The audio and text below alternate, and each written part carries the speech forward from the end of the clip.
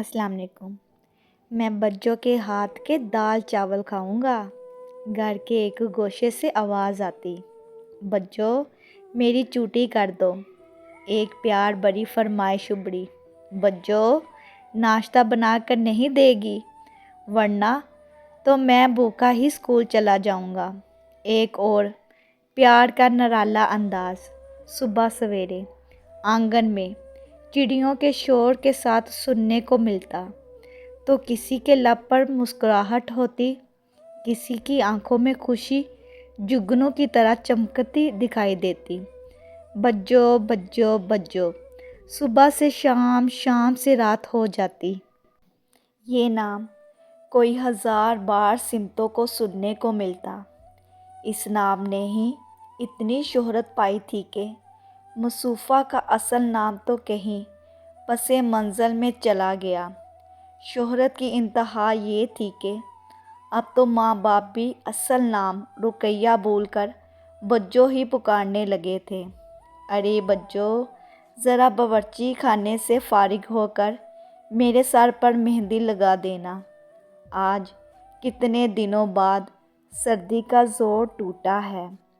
सूरज ने मुंह दिखाया है तो सोचा लगे हाथों बालों को भी रंग लूं। अम्मा फरमाइश करती, बस अम्मा 5 मिनट अभी आई। प्यार भरी फरमाइश का जवाब भी निहायत ताबियादारी से दिया जाता कि माँ का कलेजा ठंडा हो जाता।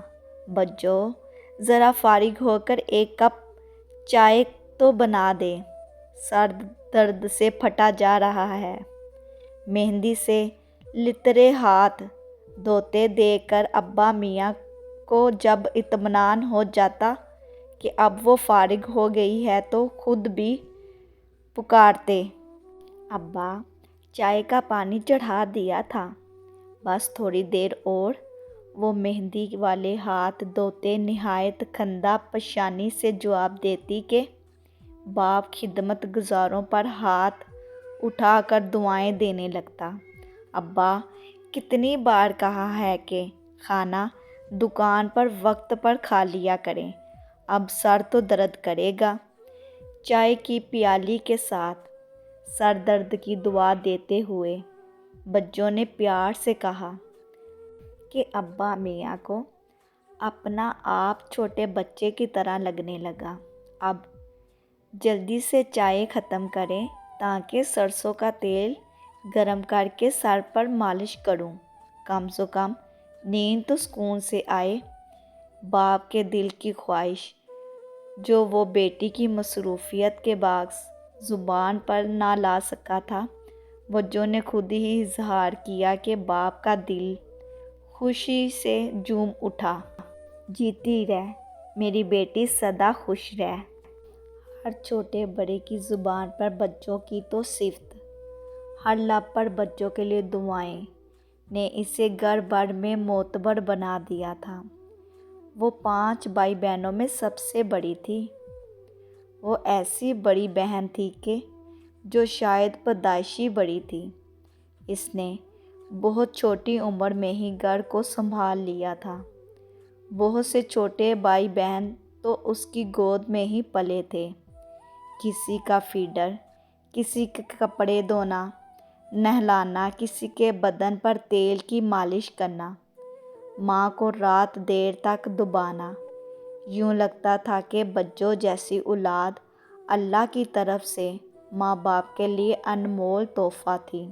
मगर अक्सर ऐसा होता है कि किसी की शोहरत, किसी की बड़ाई दूसरों को खोलने लगती है। ऐसे ही नफ़रतों का हजूम बच्चों से छोटी नाज़िया के दिल में लग गया था। न जाने क्यों इसकी समातों को ये लफ्ज़ बच्चों चराने लगा। इस नाम की सदाएं जहर लगने लगी। बच्चों तो खुद इसकी बहुत मददगार थी। इसका होमवर्क करना, इसके कपड़े इस्त्री करना, इसका नाश्ता बनाना, कौन सा ऐसा काम था जो बच्चों नहीं करती थी। हाय छोटी, खाना क्यों ठीक तरह से नहीं खाया, طبیعت تو ٹھیک ہے۔ نازیہ کو بے دلی سے کھانا کھاتے دیکھتی تو بچوں کی اپنی بھوک اڑ جاتی۔ اس لمحے تو اس کے اندر سے سچ مچ کی ماں نکل آتی تھی، جو اپنی بھوک بھول کر اپنے پیاروں کی فکر میں نڈال ہوتی جا رہی تھی۔ بس اتنا کھانا تھا، کھا لیا۔ کیا ہے بچوں، بیکار میں سر پر سوار نہ ہو جایا کرو۔ نازیہ کا اس معاملے میں الٹا دماغ تھا۔ جہاں باقی سب گھر والے بچوں کی توجہ اور خیال پر بھولے نہ سماتے، نازیہ کو یہ باتیں ڈھونگ اور دکھاوا لگتی تھی۔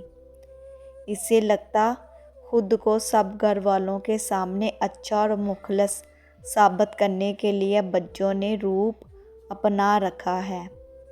بچوں اصل میں منافق اور ریاکار ہے۔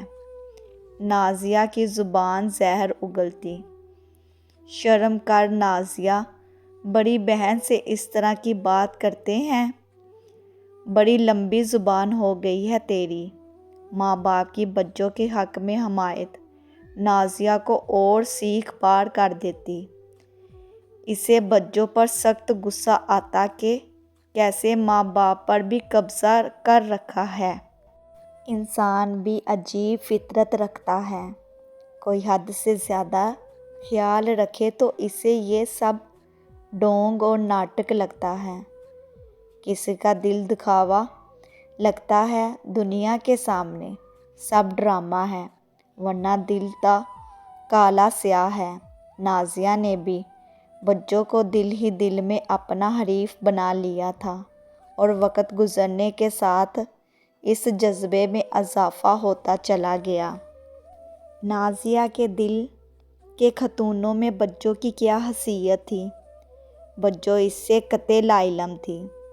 وہ تو بس اپنا کردار بخوبی ادا کرنے کی دھن میں لگی رہتی۔ بہت بار تو اس نے بچوں کو اس کے مقام سے گرانے کی بھی کوشش کی۔ کبھی کھانے میں میٹھے کی جگہ نمک ملا آتی، کبھی کھانے میں نمک تیز کر دیتی۔ نہایت خاموشی سے قیمتی جوڑے پر استری رکھ آتی۔ پھر جو شور شرابہ اٹھتا تو نازیہ خوب انجوائے کرتی۔ بچوں کی بات پکی ہوئی تو اماں نے نازیہ کو گھر کے کام سنبھالنے کا حکم دے دیا۔ کام کیا کرتی، ہر کام ہی بگاڑ ڈالتی۔ نازیہ، ارے کوئی کام تو ڈھنگ سے کر لیا کر، یا پھر بچوں سے ہی سیکھ لے۔ ابا میاں کو نازیہ کے کام میں کمی پیشی نظر آتی تو تنقید کر ڈالتے۔ ویسے بھی انہیں بچوں کے کام کی عادت ہو چکی تھی۔ نازیہ، یہ گوشت کیسا بھونا ہے، ابھی بھی مہک آ رہی ہے کچے پن کی۔ نازیہ کے ہاتھ کا کچا پکا سا کھانا کھاتے ہی اماں بدمزہ ہو کر ہاتھ کھینچ لیتی۔ بچوں سے ہی گوشت بھوننا سیکھ لیتی۔ بدمزہ گوشت حلق سے اترنا تو دور کی بات، دیکھتے ہی منہ کے زاویے بگڑنے لگے۔ نازیہ جل کر کباب ہو جاتی۔ جوں جوں بچوں کی رخصتی کا وقت قریب آ رہا تھا، گھر والوں کے دل اداسیوں میں گھیرتے چلے جا رہے تھے، سوائے نازیہ کے۔ اس میں رتی برابر بھی دکھ نہیں تھا کہ ابا میاں کے خون پسینے کی کمائی سے جو گارے مٹی کا مکان کھڑا کیا تھا، اسے بنانے سنوارنے میں اماں کے بعد بچوں کا ہی ہاتھ تھا۔ اللہ اللہ کر کے بچوں کی رخصتی آ پہنچی۔ جہاں باقی گھر والے غم سے نڈال تھے، وہاں نازیہ کی آنکھ سے ایک آنسو بھی نہ نکلا، بلکہ گھر والوں کو یوں غم زدہ دیکھ کر نازیہ کو سخت کیفیت ہو رہی تھی۔ ماں باپ کی انہی شدت پسندیوں نے اسے دلی طور پر گھر والوں سے دور کر دیا تھا۔ اسے لگتا تھا کہ اماں ابا بھی انصاف پسند نہیں، سب بہن بھائیوں کا حق مار کر صرف ایک اولاد کو دے رہے تھے۔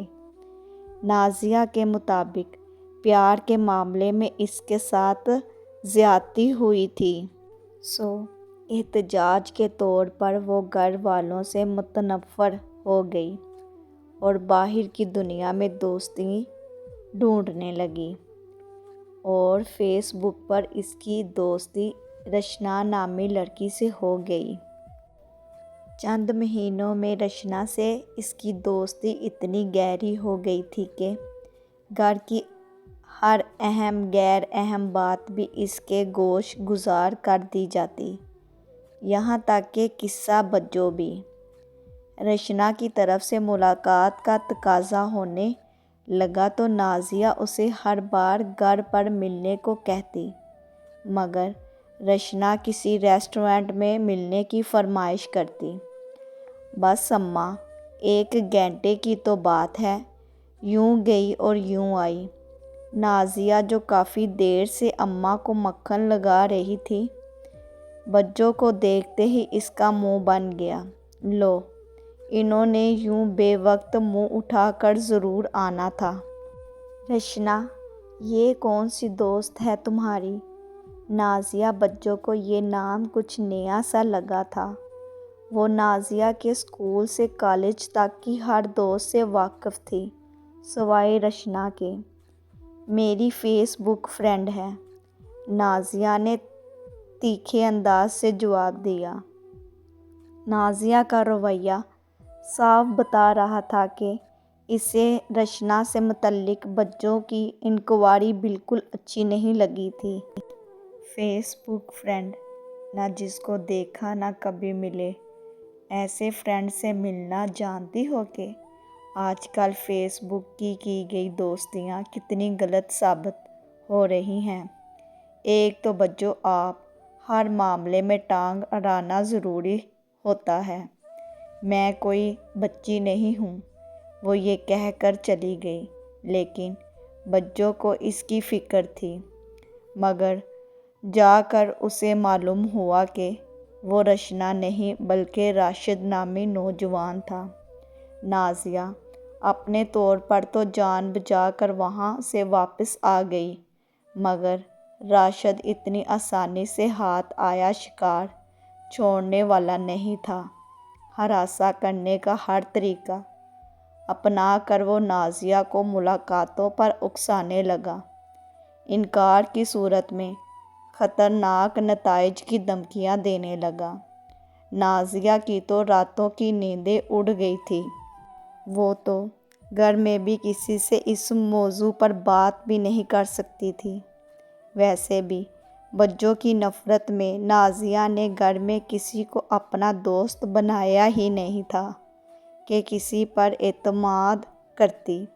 اعتماد تو صرف رشنا پر ہی کیا تھا، نتیجہ اس کے سامنے ہی تھا۔ راشد کی طرف سے بلیک میلنگ کی مہم نے تیزی پکڑی تو فکر و خوف کے بادل نازیہ کے چہرے پر چھا گئے۔ کیا بات ہے چھوٹی، کوئی پریشانی ہے؟ بنا کچھ بتائے ہی اس کے اداس پریشان چہرے کو دیکھ کر اگر کوئی جان پاتا تھا تو وہ صرف بجو تھی۔ بجو، ہچکیاں بڑھتے پہلی بار نازیہ نے دل سے یہ لفظ کہا، تڑپ تڑپ کر بجو کے سینے سے لگ کر رو دی، ساتھ ساری کہانی سنا ڈالی۔ ارے اتنی بڑی بات ہو گئی اور تم نے کسی کو بتایا تک نہیں؟ نازیہ کا غم اپنے سینے میں اتارتی بجو کی اپنی آنکھیں بھیگ گئی تھیں۔ شرمندگی اور خوف کے مارے نازیہ اس کی گود میں سر رکھ بس روئی چلی جا رہی تھی۔ کس منہ سے کہتی، بجو آپ کی نفرت میں گھر والوں سے اتنی دور ہونے کی یہ بھیانک سزا ملی ہے۔ میری چندا، تم پریشان نہ ہو، تمہاری بجو کوئی نہ کوئی حل نکال لے گی، تمہیں اس مصیبت سے بچا لے گی۔ بجو نے ایک چال چلی۔ نازیہ کی جگہ بجو نقاب میں خود کو چھپا کر اس سے ملنے چلی گئی۔